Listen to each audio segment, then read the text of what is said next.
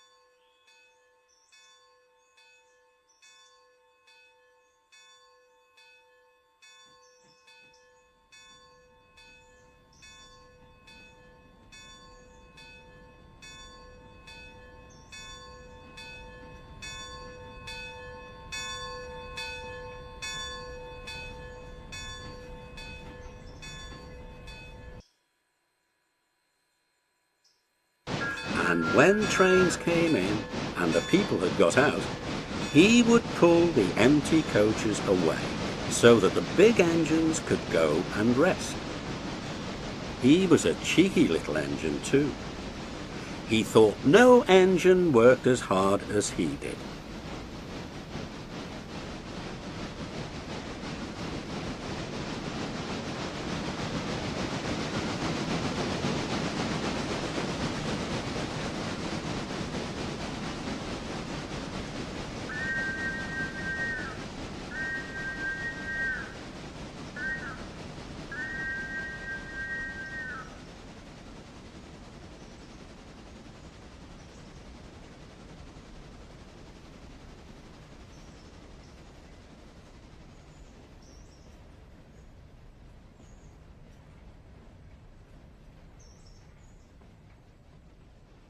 So he used to play tricks on them. He liked best of all to come quietly beside a big engine dozing on a siding and make him jump. "Wake up, lazy bones," he would whistle. "Why don't you work hard like me?" Then he would laugh rudely and run away to find some more coaches. One day Gordon was resting on a siding. He was very tired. The big express he always pulled had been late, and he had had to run as fast as he could to make up for lost time.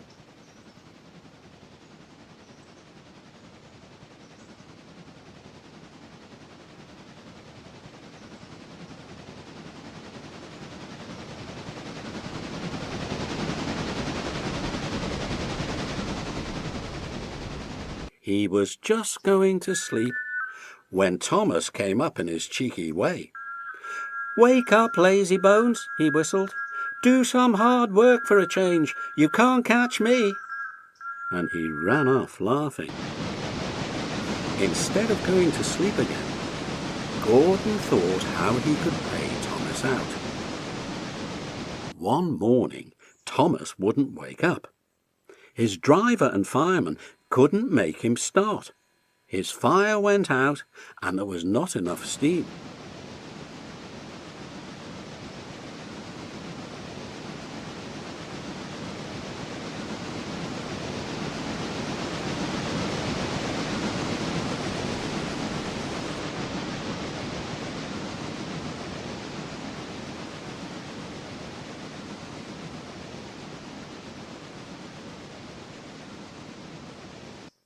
It was nearly time for the express.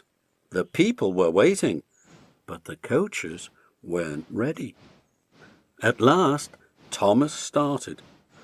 "Oh dear, he yawned.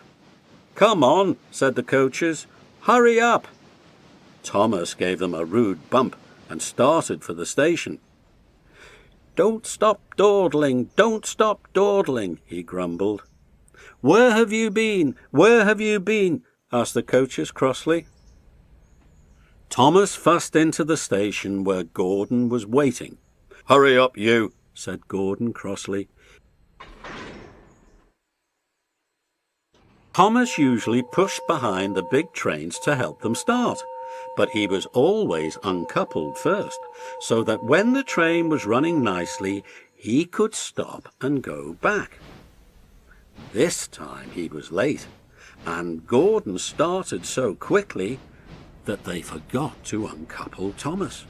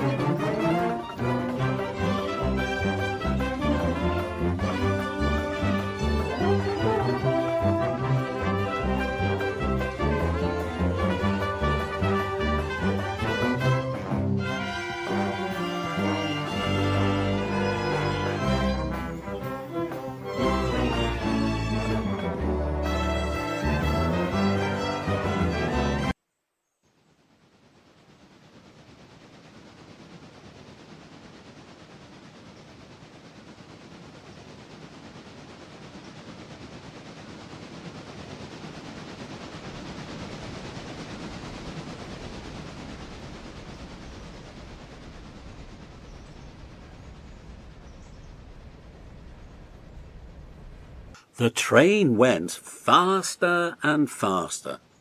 Too fast for Thomas. He wanted to stop, but he couldn't. "Peep, peep, stop, stop," he whistled. "Hurry, hurry, hurry," laughed Gordon in front. "You can't get away, you can't get away," laughed the coaches. Poor Thomas was going faster than he had ever gone before. He was out of breath, and his wheels hurt him. But he had to go on. "I shall never be the same again," he thought sadly. "My wheels will be quite worn out."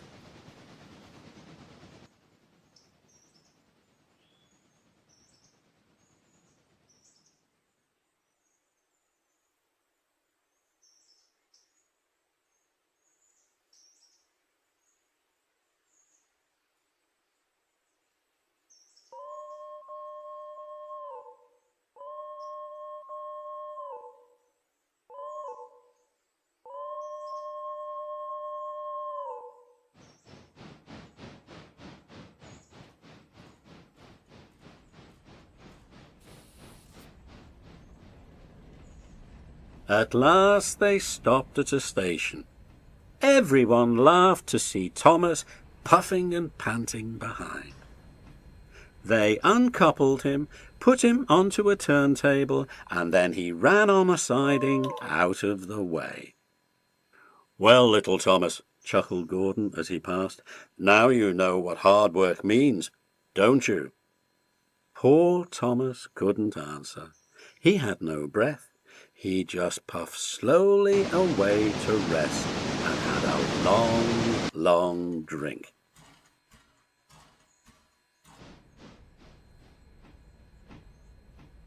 He went home very slowly and was careful afterwards never to be cheeky to Gordon again.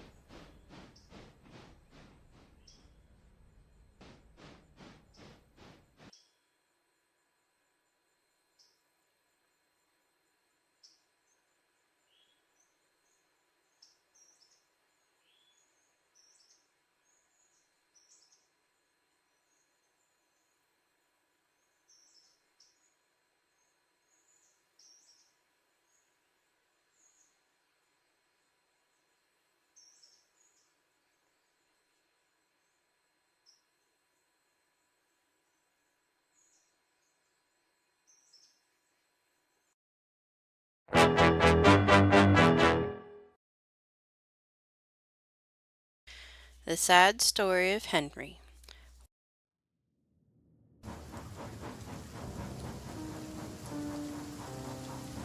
Once an engine attached to a train was afraid of a few drops of rain. It went into a tunnel and squeaked through its funnel and never came out again.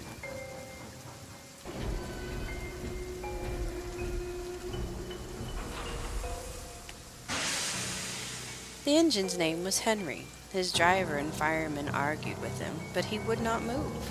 "The rain will spoil my lovely green paint and red stripes," he said. The guard blew his whistle till he had no more breath, and waved his flags till his arms ached. But Henry still stayed in the tunnel and blew steam at him. "I'm not going to spoil my lovely green paint and red stripes for you," he said rudely. The passengers came and argued too, but Henry would not move. A fat director who was on the train told the guard to get a rope. "We'll pull you out," he said, but Henry only blew steam at him and made him wet. They hooked the rope on and pulled, except the fat director. "My doctor has forbidden me to pull," he said. They pulled and pulled and pulled, but still Henry stayed in the tunnel.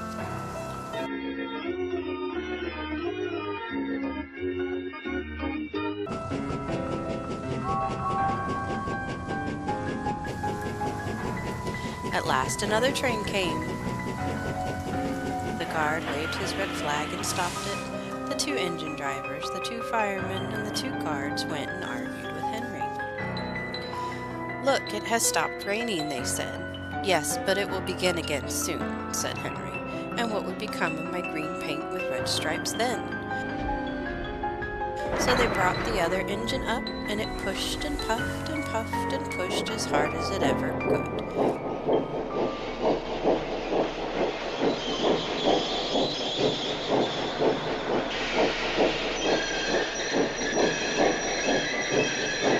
But Henry stayed in the tunnel. So they gave it up.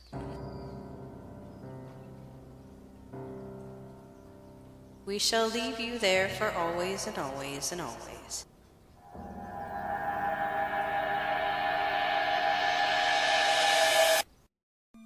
They took up the old rails, built a wall in front of him, and cut a new tunnel.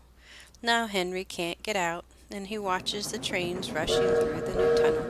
He is very sad because no one will ever see his lovely green paint with red stripes again. But I think he deserved it, don't you?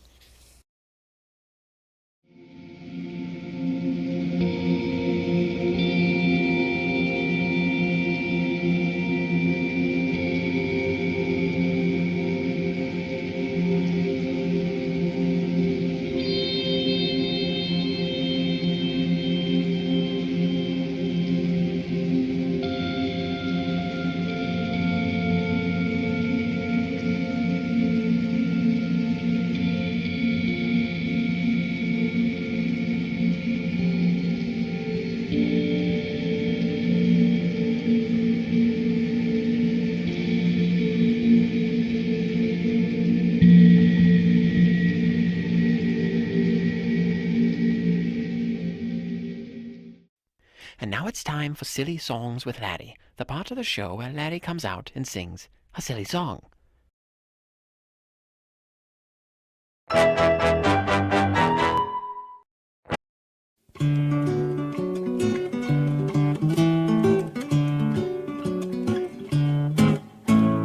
started as a cleaner back in 1939. I planned to spend me life just working up and down the line, devoted to the company till the driver's seat was mine. I never thought that it would be me downfall.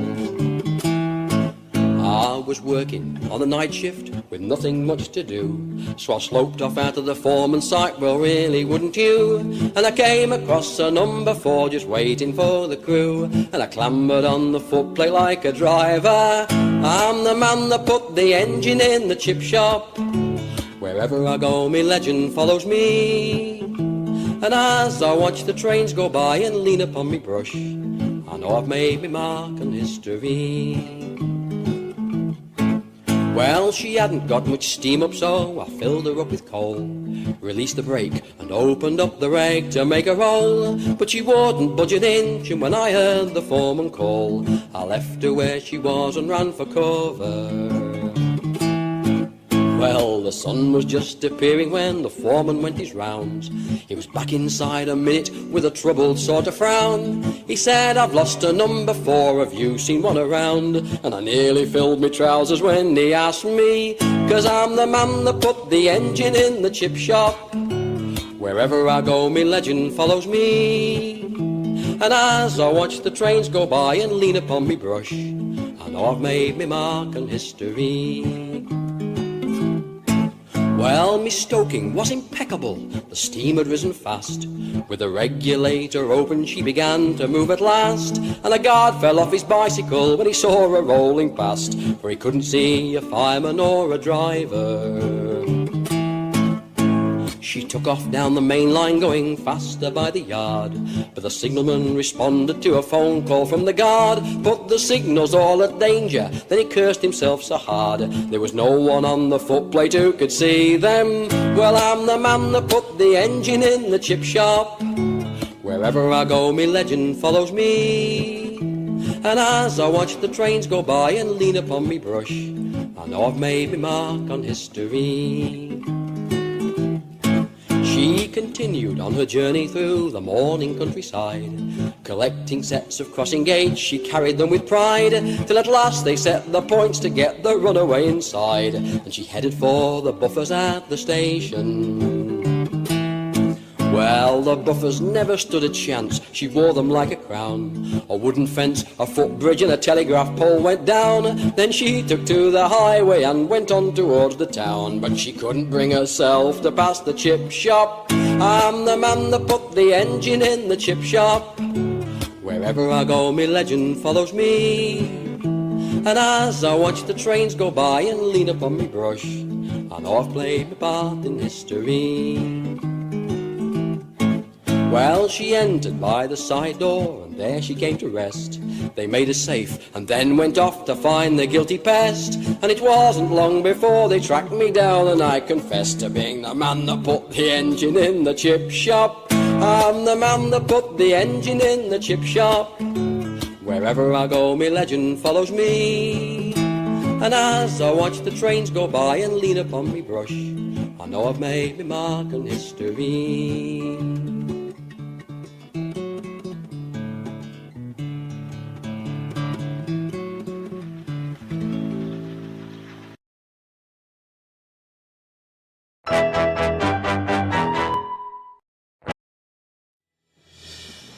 Later that morning, Thomas was at the Sodor Steamworks.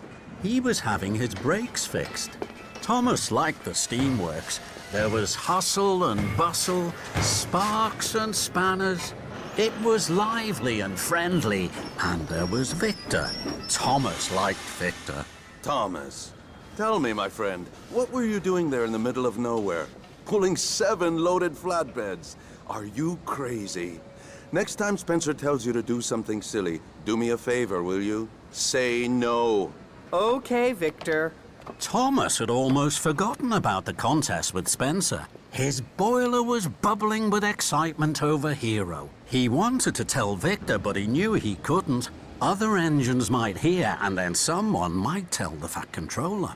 So there you are, Thomas. Broken down, I see. 7 flatbeds must have been just too heavy for you. Good morning, Spencer. Well done. Spencer was amazed. He wasn't expecting Thomas to be cheery. What did you say? I said good morning and well done. Do you have a job to do, Spencer? Or are you just going to stand here gossiping? You're taking up a lot of track. Spencer was shocked. No one speaks to me like that. Then Spencer slid away, sneering. He's all silver steam and bossy boiler, that one. Thomas laughed. He liked Victor. Okay, my friend, you're all fixed. Please stay away from Mr. Silverstein. Sir Topham Hatt needs you on your branch line. Thank you, Victor. Oh, sorry, boss. Oh, Kevin, what are you doing? How many times do I have to tell you, you don't drop things, you lower things? Slowly, slowly, gently, gently. Yes, boss. Sorry, boss. I was trying, boss. Just to slip me hook. Behind Kevin, Thomas saw something very interesting. A wagon with an old piston cylinder on it. That would be good for Hero. I wonder if Victor would let me have it. Thomas puffed away excited.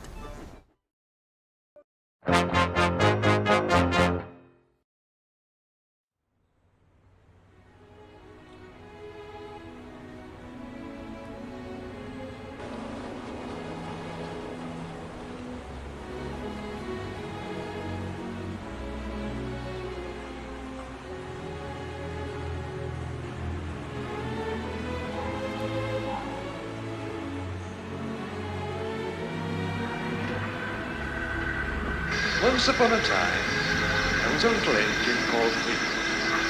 It lived in a shed with 5 other engines. They were all bigger than Edward and close to the back. The driver won't choose you again, he said.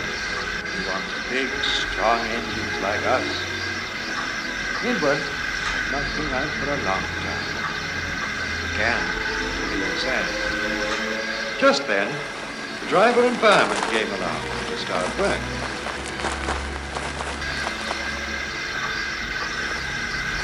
The driver looked at Edward. "Why are you sad?" he asked. "Would you like to come out today?" "Yes, please," said Edward. So the fireman lit the fire. It made a nice lot of steam. Then the driver pulled the lever, and Edward puffed away. He whistled. "Look at me now." The others were very cross, being left behind. Away went Edward to get some coaches. "Be careful, Edward," said the coaches. "Don't bump and bang us like the other engines do." So Edward came up to the coaches, very, very gently. The shutter fastened the cover. "Thank you, Edward," said the coaches. "That was kind. We're glad you're taking us today." Then they went to the station where the people were waiting. Whistled Edward. "Quickly, please." But the people got in quickly, and Edward waited happily for the guard to blow his whistle and wave his green flag. He waited and waited. There was no whistle, no green flag. "Where is that guard?" Edward was getting anxious.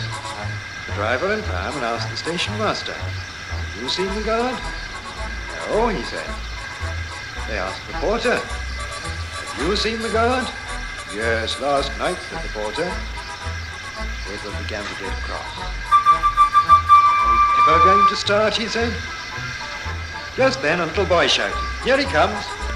There the guard was, running down the hill, flags in one hand and a sandwich in the other. Ran onto the platform, blew his whistle, jumped into his van. Edward puffed off.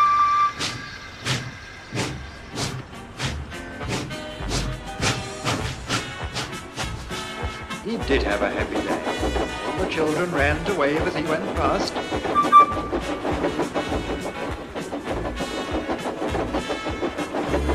They old friends at all the stations.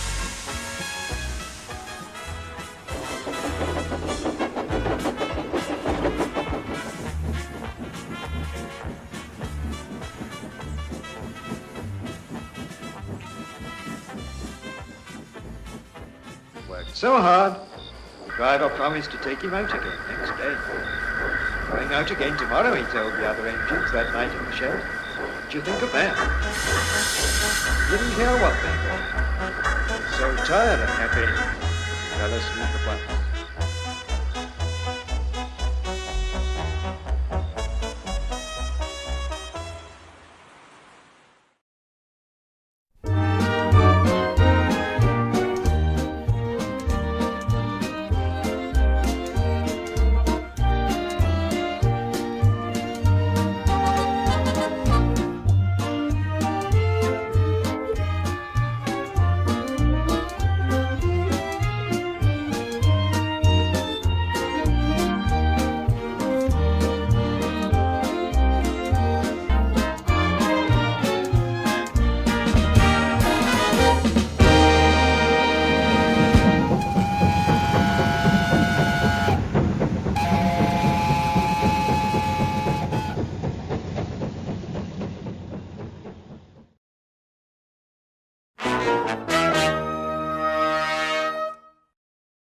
Thomas was in the yard when he heard an engine whistling. Help! Help! And a goods train came rushing through much too fast.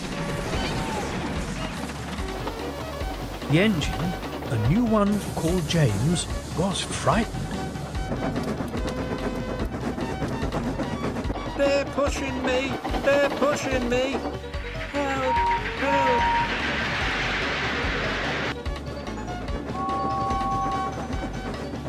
Poor James disappeared under a bridge. Oh, I'd like to teach those trucks a lesson.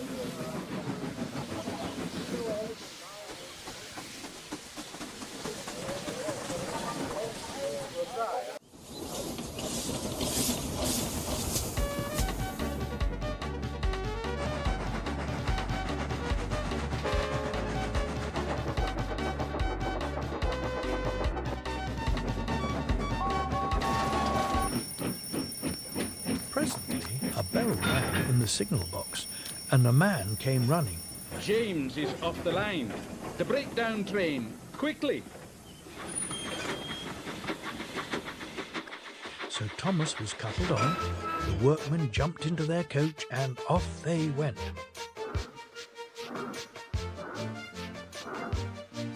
Thomas worked his hardest. Don't bother those trucks and their tricks. I only hope poor James isn't hurt.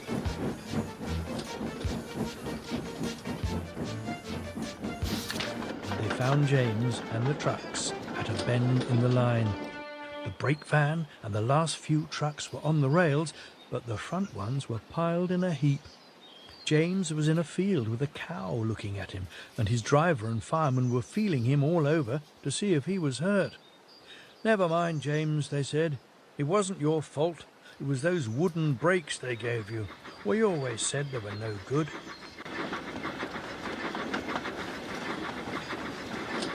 Thomas pushed the breakdown train alongside.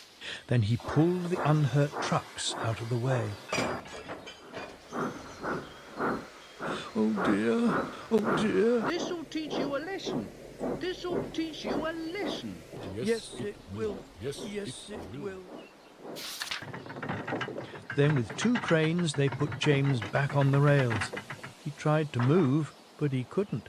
So Thomas helped him back to the shed. The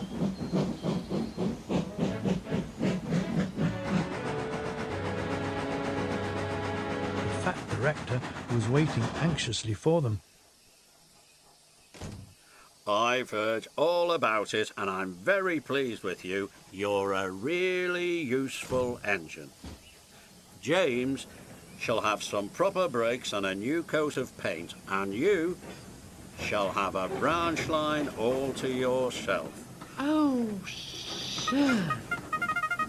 Thank you.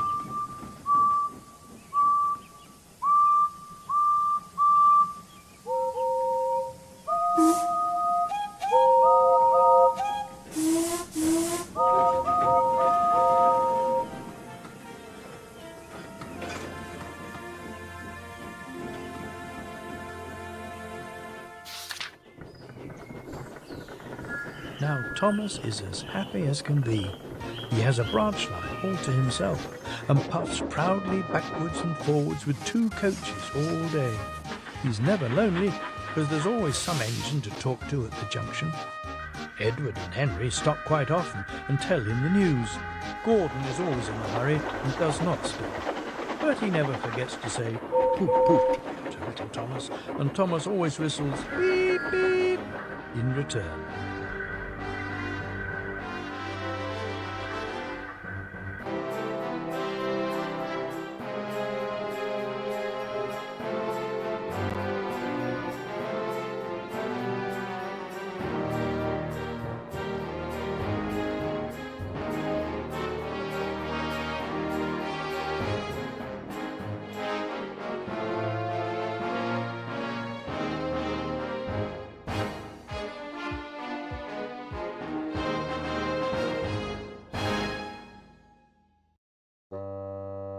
They hurried to the junction where Henry was waiting for them. When is Thomas coming back? Asked Henry. If he does, he added, I shouldn't be surprised if he decides to stay as a museum beast. He's old enough. He puffed away, chortling at his own wit.